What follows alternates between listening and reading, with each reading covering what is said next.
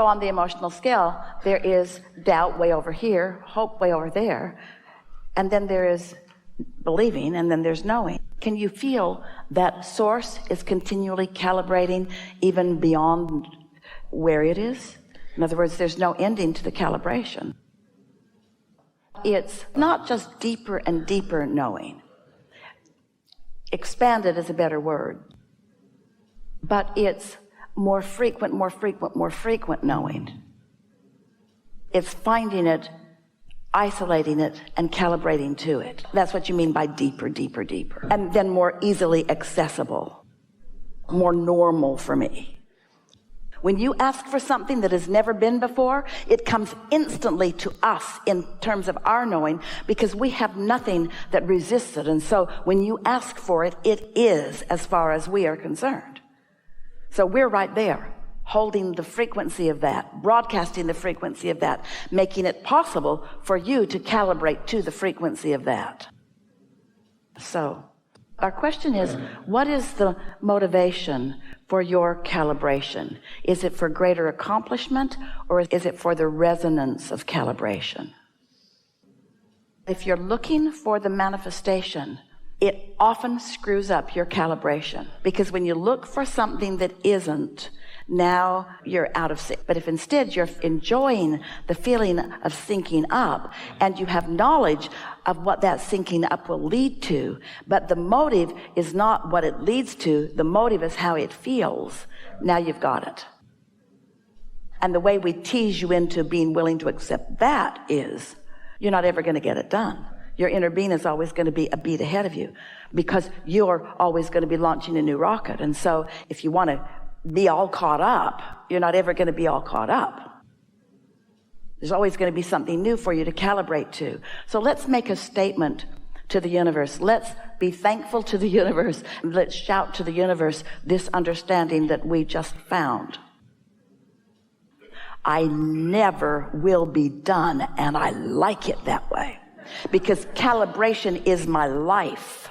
Calibration is my joy. Calibration is my quest. Calibration is the joyful expansion that is my eternal nature. Not accomplishing something. You're not a creator of stuff. You are an active creator. It's the creating that rings your bells, not the creation.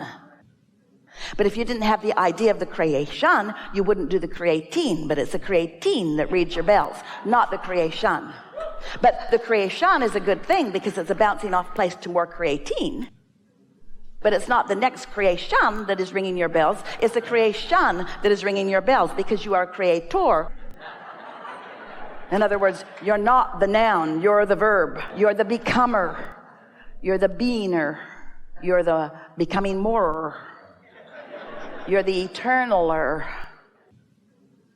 Because creating is fun. Because the evolution of things is fun. And why do you think it feels fun? Because your inner being is in a constant state of becoming. And if you don't move in the direction of someone who you caused to be in a constant state of becoming, when that gap starts to widen a little bit, you get uneasy.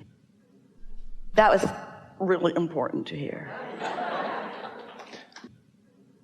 The thrill that your inner being feels when your inner being is offering a vibration and you're wide open, and so it's flowing all the way through the circuit. And so when you describe those kinds of emotions, you are putting descriptive words to the way the source within you feels. So if you're ever giving to someone and it doesn't feel like that, something's off. In other words, your inner being doesn't ring your bells when your bells aren't ringable. Just a little aside there. The most important thing we've ever said. Just want to stick that in there. This is the thing that we are most wanting to talk to all of you about. Let that be okay. Step 1 is ask. Step 2 is source answers. Step 3 is you let it in. So it's all right. When you get to step 4, you're mastered the letting it in. And when you get to step 5, you're not mad when you're ebbing. You understand that it's part of the process. You would wear yourselves out. Your physical bodies cannot contain the frequency of source. You're an ebber and a flower. You're a step oneer and a step threeer, a step oneer and a step threeer. And both are good, both are important. And when you get to the place where you feel good in contemplation, when you feel good in consideration, when you feel good in speculation, when it's juicy to think about something, when you don't assume that you're thinking about it as a step back, but you're actually enjoying the process. That'd be like an artist going to a palette of paints and being frantic to get that paint on the canvas instead of building the picture with a background and a blending and a deciding as you go along. If you wanted it to be the other way, you just take a picture and stick it up there. And so could you calibrate that and change that vibration? If you have chosen it, is it really bondage or is it a choice? Because if it's a choice, not bondage, then you could choose otherwise. So why aren't you? So what's keeping you from choosing otherwise right now? Well, it's based on past experience. It's based on believing that I can do this much. You know what it's based on? It's based on believing that it's the action that you're talking about, not the flow of thought, not the flow of vibration. So could you be experiencing other things and still allowing thoughts to flow? Stay with us. Turning thoughts to things. We're calibrating toward manifestation. So there's calibration, calibration, calibration, calibration, then there's manifestation. Is there pleasure in calibration? Is there bondage in calibration? Or is there just bondage in having to calibrate instead of getting to manifest? Is there just bondage in having to do the energy work and not being able to jump right to the manifestation work? That's what you humans are mostly doing. You only think it's good when it's popping onto the scene where everybody else can see it. You want to fall in love with calibration. You want to feel in love with the harmony. Our friend was talking earlier about sometimes the powers that be say to him, your accent isn't right for this part. So let's talk about that for a moment. So envision an actor who comes from some freaky faraway place and has a weird accent. And they've practiced it their whole life because it's the way it was taught to them when they were little. And even though they don't still live there, it's what they calibrated to, and they haven't done anything, no reason to really, to calibrate away from it. But let's say that you are an actor. Do you know any actors from freaky, faraway places who have strong accents that play American roles and you can't even tell that they had an accent? You know those actors? What do you think they did to be able to speak that way? Calibrated. They listened to how they wanted to sound, and then they said it, and then they listened to how they wanted to sound, and then they said it, and they listened to how they wanted to sound, and then they said it, until they can sound like they want to sound. They calibrated to what they wanted to sound like. Esther got on the elevator just now to go back up to her suite for a moment. The building's only 12 or 14 floors tall, and so she got in, and at first the elevator seemed like it was going to go so slow she'd never get there. And then she was pretty sure, because it got slow, that it was going to stop on another floor to pick someone else up. She really didn't want it to do that. And then it didn't.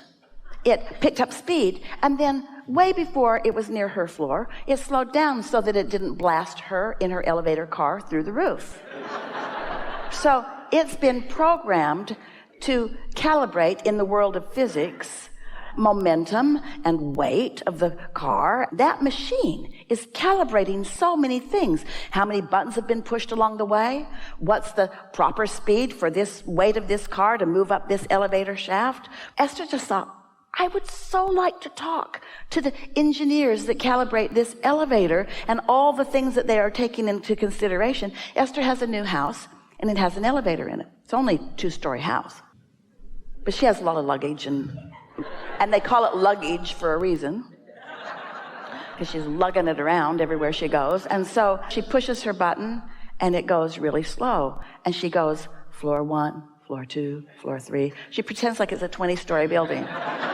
to 4 to 5 to 5. She's adjusting herself so that she doesn't feel impatient at the slowness of that elevator.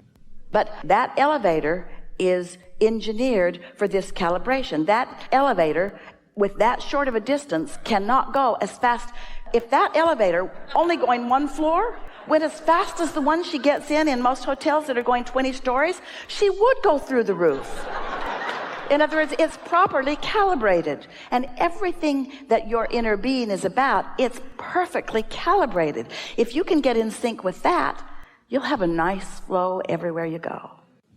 And it will unfold in a lovely way.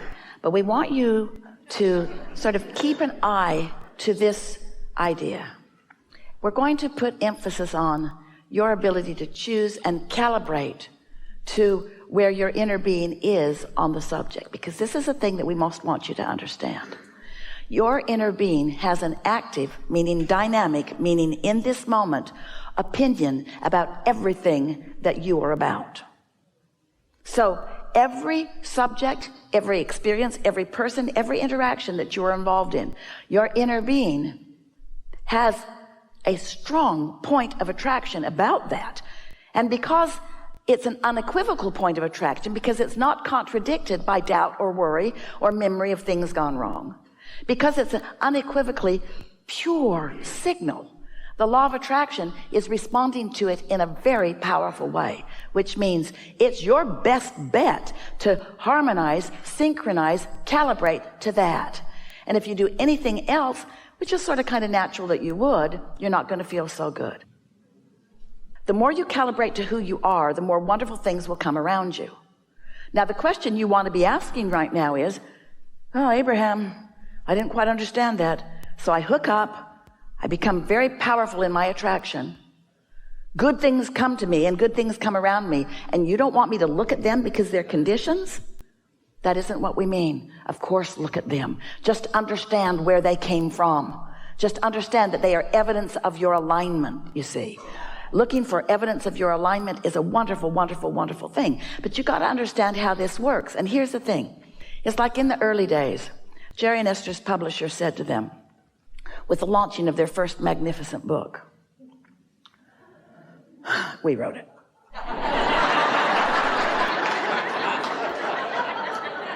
He said, don't read the reviews, because the people who like your book will entice you to look more. And the people who don't like your book will tear at your guts. So Jerry and Esther don't read reviews. Mostly. So we're not asking you to not care what others think. We want you to be considerate. We want you to be compatible. We want you to have good lives. We just want you to get your priorities straight and care most and first about calibrating with who you really are. And then everything else really will take care of itself. All right? Because everything is about attraction, attraction, attraction, attraction, attraction. There is no assertion. It's only attraction. There is no assertion. Just feels like assertion because you've attracted something you don't want. And at deep levels, you think, I wouldn't have attracted that. There must be someone doing this to me. But there never is anybody else doing it. It's that you've calibrated to something other than source. And so you're attracting what you don't want. And that's why it feels like assertion. Now hear this. Your inner being is not asserting into your experience either, because the law is the law, and what goes around, and there's no exception to it. So your inner being is not asserting into your experience. Your inner being is offering a signal that you can attract, offering a signal that you can calibrate to, offering a signal that you can harmonize to. But it's attraction, it's attraction, it's attraction.